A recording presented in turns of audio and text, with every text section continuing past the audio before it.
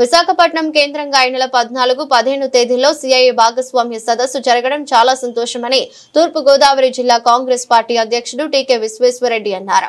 ముఖ్యమంత్రి నారా చంద్రబాబు నాయుడు, ఐటీ మంత్రి నారా లోకేష్ 13 లక్షల కోట్ల విలువైన 613 వివిధ కంపెనీలు పారిశ్రామికవేత్తలతో పరిశ్రమల స్థాపనకు ఒప్పందం కుదుర్చుకున్నారని తెలిపారు. అయితే రాజమహేంద్రవరం ఎంపీగా దగ్గుపాటి పురంధేశ్వరిని గెలిపించుకోవడం ఇక్కడి ప్రజల దౌర్భాగ్యంగా కనిపిస్తుందని విమర్శించారు.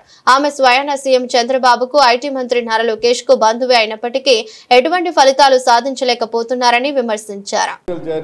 డాక్టర్ రాజశేఖర్ గారు మర్చిపోతున్నారు ప్రస్తుతం. ఆయన మన బ్లాక్ వన్ ప్రెసిడెంట్, మన లింగాస్టిక్స్ చైర్మన్ బత్తిరి చంద్రరావు. ముఖ్యంగా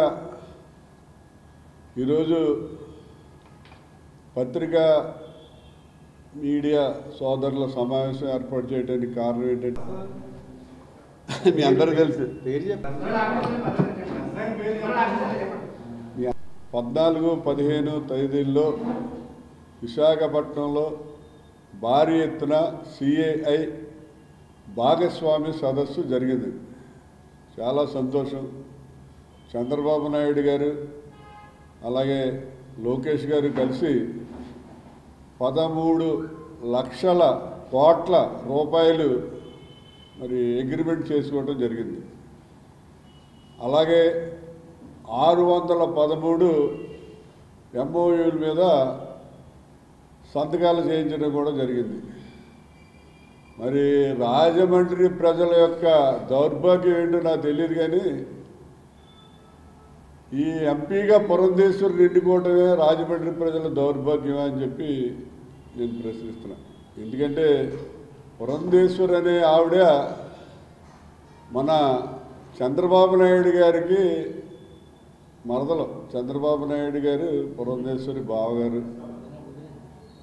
అలాగే లోకేష్ పురంధేశ్వరి గారి కొడుకు, చెల్లెలు కొడుకైనా అక్క కొడుకైనా కొడుకే.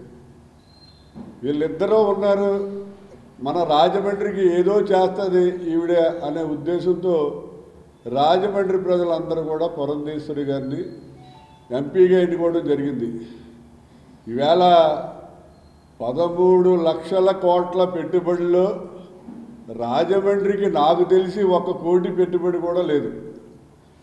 613 ఒప్పందాల్లో రాజమండ్రికి 1 ఒప్పందం కూడా లేదు. అంటే రాజమండ్రి ప్రజలు మరి ఏ రకంగా కనిపిస్తున్నారో వీళ్ళకి నేనైతే అర్థం కావట్లేదు.